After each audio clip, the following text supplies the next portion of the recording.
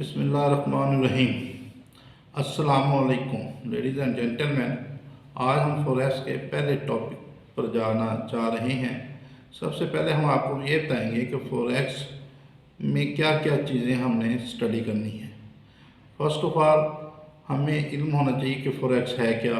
وہ میں نے اپنے پہلے ویلاگ میں آپ کو اس کا انٹروڈکشن کیا تھا کہ فوریکس ہے کیا۔ آج ہم یہ دیکھنا چاہیں گے کہ فوریکس میں جب ہم ٹریڈنگ کرتی ہیں کیا ہمیں ایکچول مارکیٹ کے ٹائم کا علم ہے کہ کون سی مارکیٹ کب کھلتی ہے اور کب کلوز ہوتی ہے۔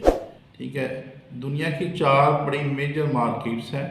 نمبر 1 ہے سڈنی، نمبر 2 ہے ٹوکیو، نمبر 3 ہے لنڈن اور نمبر 4 ہے نیو یارک۔ اور جو سب سے بڑی مارکیٹ ہے وہ نیو یارک ہے، جیسا کہ آپ کو علم ہے، جہاں پر بہت زیادہ ٹریڈنگ ہوتی ہے اور دنیا کی ملٹیپل جو بزنسز ہیں وہ نیو یارک میں ہیں۔ اس کے بعد لنڈن اور ٹوکیو کا نمبر آتا ہے، پھر سڈنی کا۔ ایکچوئل آپ کو پتہ ہے پاکستان کے ٹائم زون اور دنیا کے دیگر ممالک کا ٹائم زون الگ الگ ہے کہ کون سی مارکیٹ کب اوپن ہوتی ہے اور کون سی مارکیٹ کب آف ہوتی ہے۔ سب سے پہلے ہمیں یہ علم ہونا چاہیے کہ ہماری مارکیٹ کے ٹائم کیا ہیں، مارکیٹ کب کھلتی ہے کب آف ہوتی ہے۔ تو آپ سوچو بچار میں رہتے ہیں کہ یہ اب بھی مارکیٹ میں تیزی آ گئی ہے، 6 گھنٹے بعد مارکیٹ سے ہو گئی ہے، اس کی وجہ کیا ہے؟ اس کی وجہ یہ ہے کہ ایکچوئل ہمیں مارکیٹ کے ٹائم کا علم نہیں ہے۔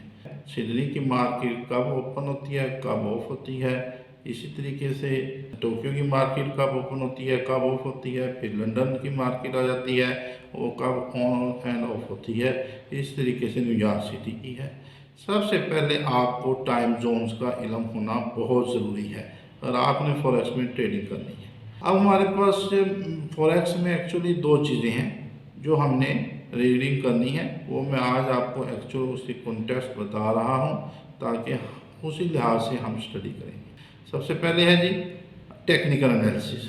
ٹیکنیکل انالیسس میں آپ کو پرائس ایکشن پڑھیں گے، کینڈل سٹک چارٹ پڑھیں گے، آٹو کلوزنگ کیسے ہوتی ہے، سٹاپ لاس کیسے لگتا ہے، ٹیک پروفٹ کیسے بنتا ہے، اکاؤنٹ اوپننگ کریں گے، یعنی یہ ساری چیزیں ہم ٹیکنیکل انالیسس میں ریڈ آؤٹ کریں گے۔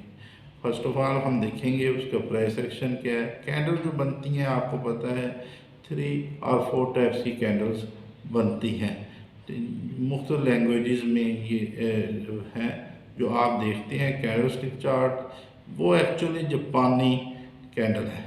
ٹھیک ہے، وہ جاپانی کینڈل ہے، کوئی بالکل سیدھا سا میپ لائن بن رہی ہوتی ہے، کبھی نیچے آتی ہے کبھی اوپر جاتی ہے، اس کا وہ الگ قسم کی کینڈل ہے۔ اسی طریقے سے 3-4 ٹائپس ہیں اولا کینڈلز کی جو ہم اسٹڈی کریں گے۔ اور میں نے آپ کو ایکچولی یہ بتانا ہے کہ ہر جو کینڈل بنتی ہے اس کا اپنا ایک نام ہے۔ ٹھیک ہے، آپ کو پتہ ہے کوئی ماؤ بازو کینڈل ہے، کوئی ڈوجی بن گئی، کوئی ہیمر بن گئی، کوئی اینٹی ہیمر بن گئی، اس طریقے سے مختلف ڈوجز کی بھی ٹائپ ہیں۔ ٹھیک ہے، ہر کینڈلز کا ایک نام ہے۔ اب آپ کو یہ علم ہونا چاہیے کہ اگر آپ نے بڑے ٹائم زون میں دیکھا ہے کہ وہ کینڈل اس لیول پہ کلوز ہوئی ہے تو اٹ مینز آپ کو پھر آئیڈیا ہوگا، آپ کا ٹیکنیکل انالیسس یہ کہے گا کہ یہ مارکیٹ میں اب آپ بائنگ پر میں جائیں یا سیلنگ میں جائیں۔ ٹھیک ہے، یہ کینڈلز کا بڑا رول ہوتا ہے اگر آپ نے فوریکس میں کام کرنا ہے تو آپ کو کینڈل سٹکس پڑھنی پڑیں گی اور ان کو یاد رکھنا ہوگا۔ سیکنڈلی پرائس ایکشن ہے، وہ ہم نے ڈیٹیل کے ساتھ ریڈ آؤٹ کرنا ہے۔ ٹھیک ہے، پھر ہم تھرڈ جو وہ ہم نے دیکھنا ہے کہ مارکیٹ کیسے ٹرینڈ بنا رہی ہے۔ سم ٹائم مارکیٹ اپ ورڈ جا رہی ہے، سم ٹائم ڈاؤن ٹرینڈ پر ہوتی ہے، اس لیے آپ کو ٹرینڈ نکالنا بہت ضروری ہے۔ ٹرینڈ نکالنا بہت ضروری ہے، یہ نہیں مارکیٹ بائنگ میں ہے آپ سیلنگ میں بیٹھ جائیں دین یو آر لاس۔ اگر آپ مارکیٹ سیلنگ میں ہیں آپ بائنگ میں چلے جائیں دین یو آر لاس۔ تو اٹ مینس سب سے پہلے جو ٹرینڈ نکالنا ہے مارکیٹ کا وہ بھی ٹیکنیکل انالیسس میں انکلوڈنگ ہے۔ اسی طریقے سے U S index related to gold ہے یا ادر میٹلز ہے یا آئلز وغیرہ کے ساتھ ہے، یا ادر کرنسیز کے ساتھ ہے اس کا ایو انڈیکس بھی کیلکولیٹ کرنا ہے، پپس کیسے کیلکولیٹ ہوتی ہیں وہ بھی نکالنا ہے، ریڈ آؤٹ کرنا ہے ہم نے، ٹھیک ہے۔ یہ سارے چیزیں ٹیکنیکل انالیسس میں شامل ہیں، ٹھیک ہے۔ پرائس ایکشن بھی ٹیکنیکل میں ہے، آپ نے ریزسٹنس کیسے نکالنی ہے وہ بھی ٹیکنیکل انالیسس میں شامل ہے، سپورٹ کیسے کہاں پر کینڈل لے رہی ہے وہ بھی آپ کو اس میں علم ہونا چاہیے، اور یہ میں آپ کو ڈیٹیل کے ساتھ سمجھاؤں گا۔ اب اس کے بعد آتا ہے جی فنڈامنٹل انالیسس۔ فنڈامنٹل انالیسس میں آپ کو پتہ ہے کہ مختلف قسم کے فیکٹرز کیلکولیٹ ہوتے ہیں، ٹھیک ہے۔ مثال کے اندر جی آج یو ایس میں کنزیومر پرائس انڈیکس کیا ہے، پرائس انڈیکس کیا ہے، نان امپلائمنٹ کیا ہے، ان امپلائمنٹ کیا ہے، اسی طریقے سے مختلف جو پیرامیٹرز ہیں اکانومی کے، وہ خواہ یو ایس اے کی ہیں، خواہ وہ یو کے کی ہیں، خواہ آسٹریلیا کی ہیں، یورپ کی ہیں، وہ کیلکولیٹ ہوتی ہیں۔ جیسے ہی ان کی نیوز آتی ہے آن لائن دین وہ امپیکٹ کرتی ہے مارکیٹ کو۔ Some time market very volatile ہوتی ہے، some time market very slow ہوتی ہے، ان دا ریسٹ پوزیشن میں ہوتی ہے، some time market on the consolidation position پر ہوتی ہے، وہ ابھی ٹرینڈ بنا نہیں رہی ہوتی، نہ ہی وہ اپ ورڈ میں جا رہی ہوتی ہے، نہ ہی ڈاؤن ٹرینڈ میں جا رہی ہوتی ہے۔ جیسا کہ آپ نے بھی دیکھا حال ہی میں 2-3 ماہ سے بٹ کوائن ابھی کنسولیڈیشن پوزیشن میں تھا، کچھ عرصہ پہلے اس نے ڈپ میں جانے کی کوشش کی، ابھی کل پھر واپس تھوڑا سا اپ ٹرینڈ پر آیا۔ تو ایکچولی یہ ہے، یہ میں ہم آپ کو یہ بتائیں گے کہ مارکیٹ یہ کیسے اپنے ٹرینڈ بناتی ہے۔